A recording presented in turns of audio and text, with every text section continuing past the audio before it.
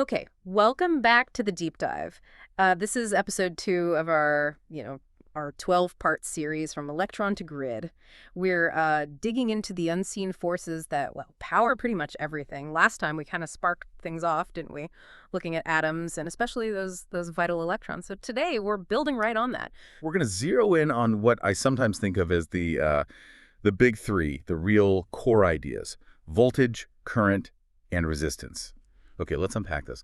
After last time's spark, yeah, it's definitely time to dive into the core mechanics, our mission for you today. Yeah. Get a really clear picture of what these terms mean, how they interact all the time, and why they're just so crucial. I mean, for everything from your phone to the entire power grid. Absolutely. It's foundational stuff. I always say if you can really get your head around these three, it's like learning the alphabet of electricity. Suddenly, a whole lot of things start to make, well, intuitive sense. They really are the bedrock. The language you need to understand, a simple circuit right up to the massive systems we'll be tackling later in the series. That makes perfect sense. Like, yeah, the Rosetta Stone for electricity. Okay, so let's start with the movement. When we say electricity moves, we're talking about a current, right? What is that actually, and how do you even measure something you can't see? Right. So current, we use the symbol I for it, is basically the rate the charge flows. Mm-hmm. Think of it like counting electrons moving past a certain point every second. The classic analogy, and it's a good one, is water in a pipe. Current is like how much water flows past a spot in that pipe each second. Gallons per minute, maybe. The unit we use is the ampere, often just called amps or A.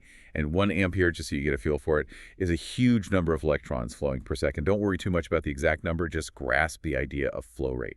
Gotcha. So it's the amount of flow over time. Okay. And I've heard there are different ways to think about which way it's flowing. That sounds a bit confusing. Ah, yes, that does trip people up sometimes. But the key thing is the amount of current is the same regardless. Historically, and for making calculations easier in engineering, we use what's called conventional current. We pretend the charge flows from positive to negative, but physically electrons are negative, so the actual electron flow, electronic current, goes from negative to positive. For most practical purposes, though, we just need to know how much current there is. The direction convention isn't usually critical for basic understanding. Okay, that clues it up. It's more of a tool for the engineers. But let's get serious for a second, because current isn't just theory, is it? It has some really stark real-world consequences, especially for safety. Oh, absolutely. This is vital. We really can't stress this enough. Current is where the danger often lies. People often focus on high voltage, but it's the current actually passing through your body that causes the damage. And it doesn't take much. Like as little as 30 milliamperes, that's tiny. 30 thousandths of an amp can paralyze your breathing muscles, get up to around 75 milli, and it can mess with your heart's rhythm. What's called ventricular fibrillation. Basically, your heart just flutters instead of pumping. And that can be fatal very quickly if there's no immediate help. It's invisible, yeah, but incredibly potent. Wow. That's really sobering. A crucial reminder to be careful. Okay, so we have the flow, the current, but what makes it flow? What's the push behind those electrons? Right. That push, that's what we call voltage. We use V for its symbol. Yeah. It's technically the electric potential difference between 2 points, going back to our water analogy. Yeah. If current is the water flow, voltage is the pressure pushing it.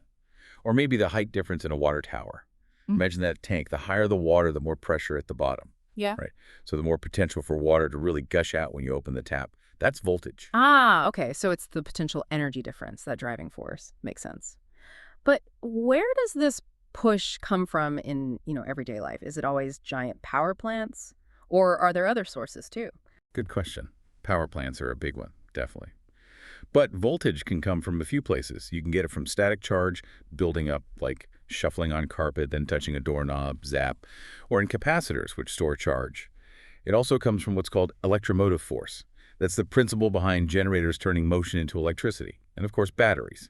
The chemical reactions inside a battery create that potential difference, that voltage, ready to push current when you connect something. And we measure it in volts, or V. Okay. And current voltage isn't just a number on a meter, is it? It's super important for how things actually work day to day. It's got to be controlled, right? Oh, absolutely critical. Think about, I don't know, your fridge just humming along nicely, or your TV working perfectly. That's because the voltage is being kept incredibly steady, within tight limits, both by the power company and within your home's wiring. All electrical stuff, from tiny chips to huge motors, is designed for a specific voltage range. If the voltage sags too low, Motors might struggle, overheat, eventually fail. If it spikes too high, poof, sensitive electronics can get fried instantly, or insulation can break down, which is really dangerous. So yeah, keeping that voltage stable is a massive ongoing task for engineers. It's key for reliability for equipment lasting as long as it should. Huh. Fascinating. So we've got the push voltage and the flow current, but sometimes that flow hits roadblocks, doesn't it? Something slows it down. Exactly right. That's the third piece of the puzzle, resistance, symbol R. It's basically anything that opposes or resists the flow of electric current. Every single material has some resistance. Some materials, like copper wire, have very, very little. They're good conductors. Others, like rubber or plastic, have a huge amount. They're insulators. And is there a unit for measuring this opposition, this sort of electrical friction? Yep, there is. Resistance is measured in ohms, and the symbol is the Greek letter omega. Back to the water pipe analogy again. If voltage is pressure and current is flow rate, then resistance is like making the pipe narrower, or maybe putting some gravel inside it, or a kink in the hose, anything that makes it harder for the water or the electrons to get through. More resistance means less flow, assuming the pressure stays the same. That really paints a picture. Okay, so resistance isn't just in wires or specific components then. What else has resistance? Oh, lots of things. Even, even us, our bodies have electrical resistance. Generally, it's quite high, which is good, but it's not fixed. It can change a lot. Like dry skin has very high resistance. But if your skin is wet or sweaty, the resistance drops dramatically. And that difference is critical in determining how bad an electric shock could be. Because remember Ohm's law, which we'll get to, lower resistance means more current can flow for the same voltage. And more current is more dangerous. Wow, okay. That's slightly worrying. So our skin's resistance is like a shield, but it can weaken. So being sweaty, for example, makes a shock potentially much worse. That's exactly it. A sweaty hand touching something live offers a much easier path for current than a dry hand. More current flows, more danger. That's why you always hear safety advice about keeping things dry around electricity. And speaking of safety, resistance is actually used cleverly in protection systems. Oh, yeah. How does that work? How can resistance help with safety? Well, the most important example is grounding or earthing. You know how appliances often have that third prong on the plug? The round one? Right. That connects to the metal casing of the appliance, and then through your house wiring, it provides a path directly to the earth, literally to the ground. And this path is designed to have very, very low resistance. So if something goes wrong inside, say, a live wire touches the metal casing, instead of that casing becoming dangerously live, the electricity sees this super easy, low-resistance path to Earth. A huge surge of current instantly flows down that path, and that massive current trips a circuit breaker or blows a fuse almost instantly, cutting the power off. So the dangerous situation is stopped before anyone can get hurt. It turns a potential fatality into just needing to reset a breaker. It's a brilliant use of resistance principles for safety. That really is clever. Wow. Okay, so we've got the three main players now. The push, voltage, the flow, current, and the opposition, resistance. It sounds like they're all connected, like they're in a constant dance. Is there a rule for how they relate? There absolutely is. And it's probably the single most fundamental law in basic electricity. Ohm's law.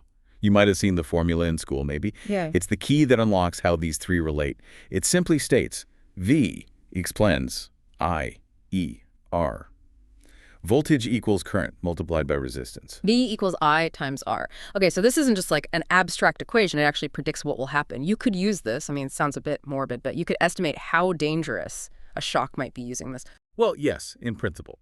Safety professionals do use it to understand potential hazards. It really is a universal rule for basic circuits. It tells you exactly how they interplay.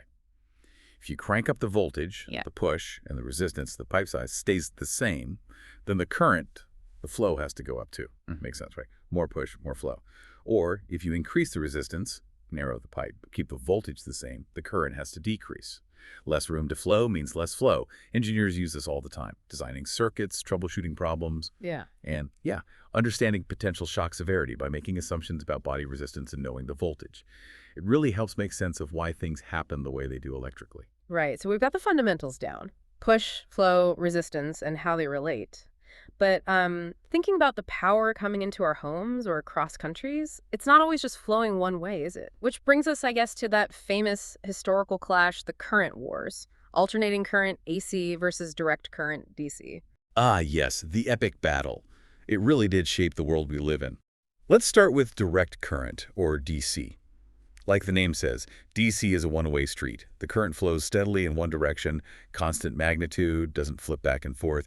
You find DC in batteries, obviously. And inside your electronics, your phone, your laptop charger converts AC from the wall to DC for the device. Solar panels produce DC too. Anywhere you need that stable, unidirectional flow. And Thomas Edison was the big DC guy, wasn't he? Really pushed for it. He was a huge proponent. He saw it as very efficient for powering things like light bulbs and motors right where they were used. But back then, DC had a major drawback for sending power over long distances. It lost a lot of energy as heat in the wires. Transmitting it efficiently would have meant using impractically high voltages or needing booster stations every, 20 miles or so. Plus, changing DC voltage up or down was really difficult and inefficient with the technology of the time. And you mentioned safety earlier. Is DC shock different from AC? It generally is, yes. A DC shock tends to cause a single strong muscle contraction.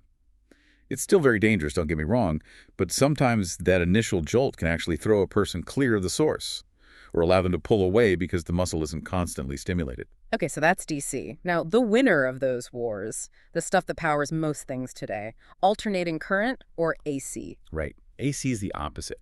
The current continuously changes direction, flowing back and forth in a regular cycle. Its magnitude also varies constantly. This is the power in our wall sockets, the power transmitted across the grid. Nikola Tesla and George Westinghouse, who backed him, were the big champions of AC. They saw it as killer advantage. AC voltage could be changed really easily, stepped up or stepped down, using a relatively simple device, the transformer. Ah, the transformer. And being able to change the voltage easily, that was the game changer for sending power long distances. Absolutely.